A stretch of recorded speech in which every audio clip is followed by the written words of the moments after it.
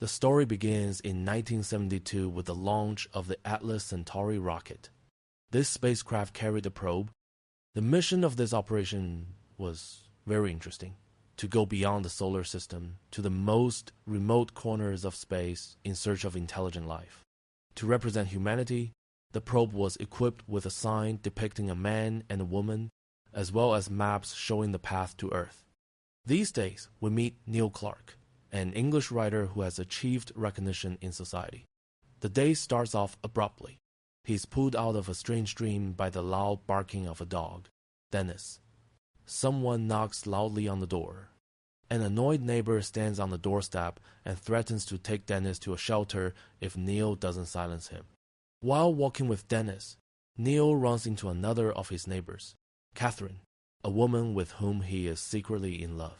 He awkwardly tells her about a dream where she presented him with a literary award for his novel. Catherine good-naturedly asks if he has finished the book, to which Neil admits that the novel is not only not finished, he is seriously thinking about rewriting it again. When Catherine disappears outside her apartment, Neil and Dennis continue on their way. Meanwhile, somewhere in the depths of the universe, the zones of 1972 are intercepted by an alien ship. One of the members of the Intergalactic Council insists on upholding a cosmic law that requires a test to be conducted to determine whether humanity is worthy of joining their cosmic community. But Catherine had a hard day. She tries to break off all relations with an obsessive man named Grant, and at the same time faces pressure from her superiors at the television studio. She is required to humiliate a famous writer on live television, despite the fact that she admires his work. Her boss brushes aside all objections, declaring that it is not literature that is important to viewers, but a bright personality. Later, Neil sees Catherine in the supermarket and she looks depressed.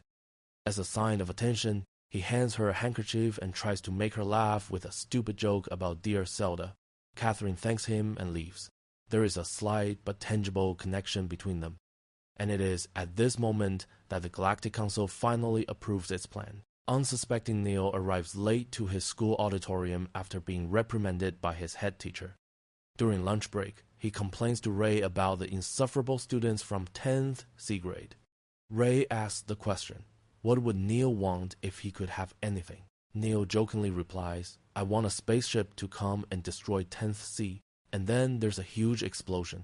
Neil rushes into the classroom and finds that he and all the students have evaporated. The aliens observing from their ship contact the person who fired the laser and sternly remind him that test subjects are not to be destroyed until evaluation is complete. However, the power Neil gains turns out to be horrifyingly literal. When he wishes for a new bottle, it comes to life and runs away, leading Neil and Dennis on a wild chase that ends with the bottle breaking a store window. The police show up, Neil begins to panic and wants Dennis to help, which results in the dog attacking one of the officers. Desperate, Neil says, I want to be home for dinner with Dennis, and is instantly transported to the kitchen, where he finds himself eating dog food from a bowl. Instantly, he finds himself back in the school cafeteria, listening to Ray talk about his crush on a girl named Dorothy. Meanwhile, Katrin is at work talking to the producer when Granka suddenly appears. Convincing himself that it was just a bad dream, Neil returns to class. For fun, he decides to test his hallucination and wishes that 10th C would become an exemplary class full of students thirsty for knowledge. To his surprise, he discovered that it worked. The power is real. Neil now begins to use his powers for petty personal gain. He wishes that the stern school principal would become kinder to him, and he suddenly addresses him with unusual politeness, shocking the entire teaching staff. He then grants Ray his wish, causing Dorothy to literally idolize him. Let Miss Pringle worship Ray. Let me become the President of the United States. Let me become the President of the United States. We found you, sir. Ask. Get started. Let me be myself again at home. So, well, what can I wish for? I want an outstanding body, not Albert Einstein. That same night, Neil makes plans to see Catherine, and the floor of his apartment suddenly disappears, revealing a view of her room on the floor below.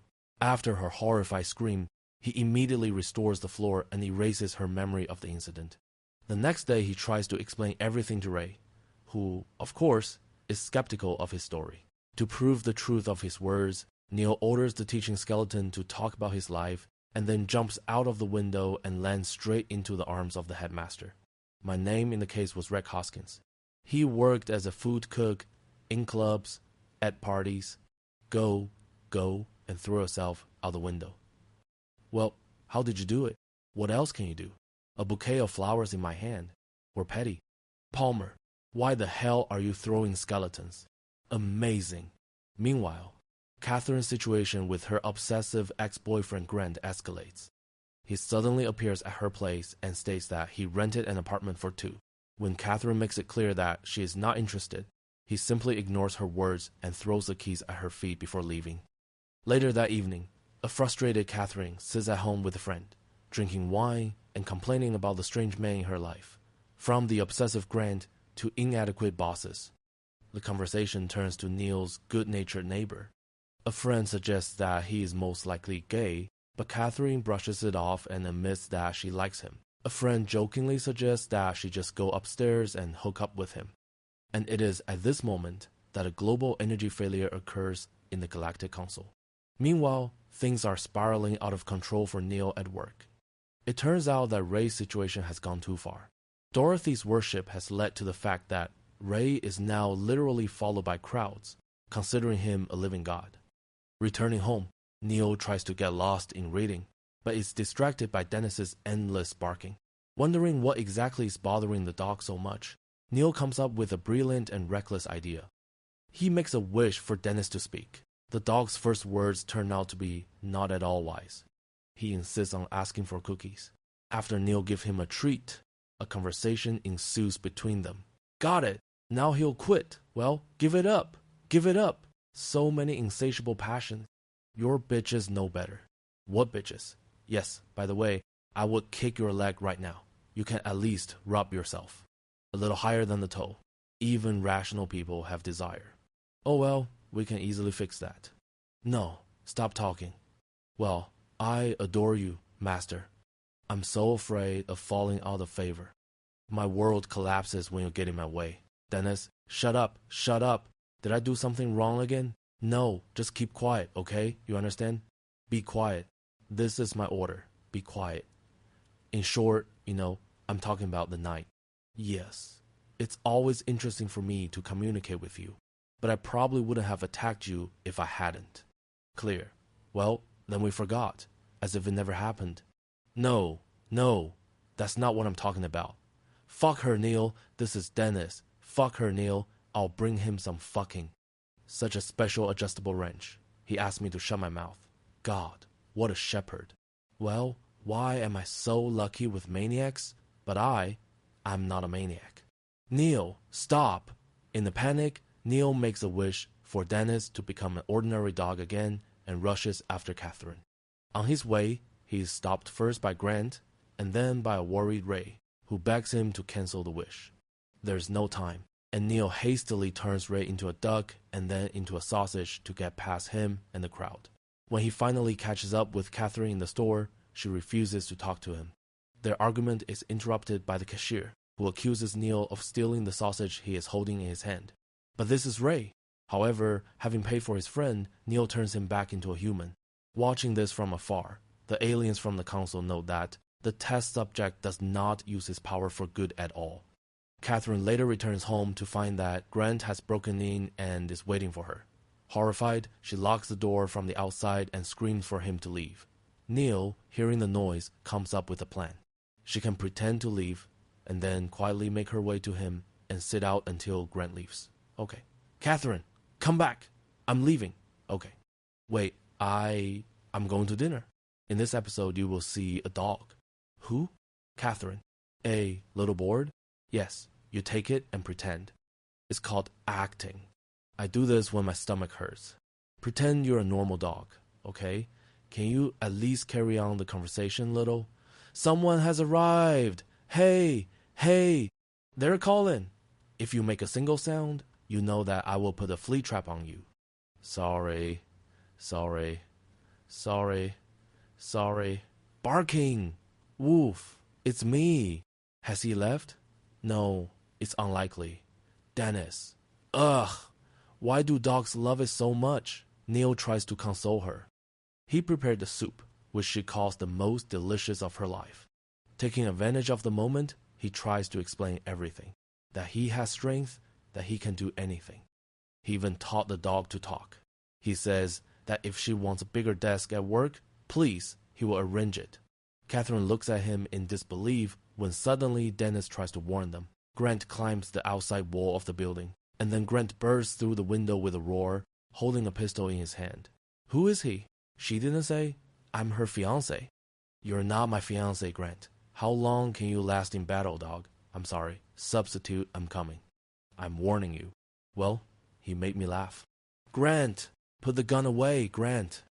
I can say, Grant, turn into a rooster. Grant, come home. I'm Grant. Kiss my ass. Grant, stop it. It's better to let all the bullets bounce off me. Shoot more boldly. What happened, Grant? Shut up. Yes, shoot. Neil, he'll shoot. It won't fire. No, it will shoot. You're both idiots. Grant wasn't stuck to the ceiling. Oh, damn. Grant, stand in front of me. How great he is. I love you. Say I love you. Dennis, at least don't interfere. Seizing the opportunity, Grant stuns Neil. Meanwhile, at work, Catherine learns that she has indeed been given a new desk. Spacious with great views. Shocked, she understands. Neil was telling the truth. In the apartment, Grant, meanwhile, tied Neil to a chair and prepared a list of selfish wishes. He threatens to shoot Dennis if Neil doesn't say them out loud, word for word. Nod if you get it. One wrong word and the dogs are Grant's. Read point 1 quickly. Let's. Wave your hand. What? Wave your hand. Yes, yes, beauty. Nile, Nile, Nile, Nile. All over the city, Grant's absurd wishes begin to come true. The police uniform turns pink and all the traffic lights only turn green, causing chaos and massive accidents. Catherine and Ray finally make it to Grant's apartment and burst in just as he's forcing Neil to make his final, most brutal wish. For Catherine to fall madly in love with Grant and desire him passionately. To save Dennis, Neil complies. So, why are we sleeping? Let's wave. Let's... Neil, don't. Wave your hand.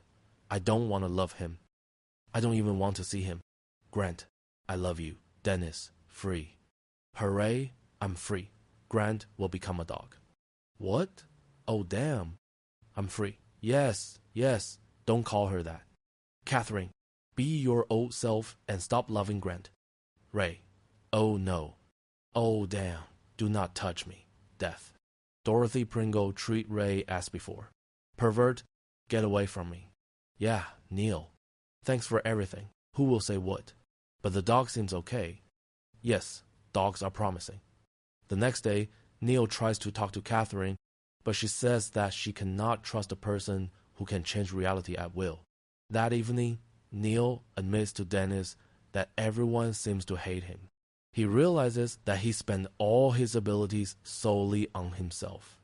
Deciding to fix everything, he sets a goal to deal with the problems of the whole world. He wishes to end world hunger, give every person a dream home, put an end to all wars and reverse global warming. He and Dennis turn on the news to see how things have changed, and they see that all his good intentions turned into a disaster. Oversupply of food has caused mass obesity. The entire surface of the planet is littered with residential areas, and since there are no more reasons for war, countries begin to declare war just like that, without a reason. And on top of that, the Earth begins to rapidly become covered with ice. A new glacial era begins.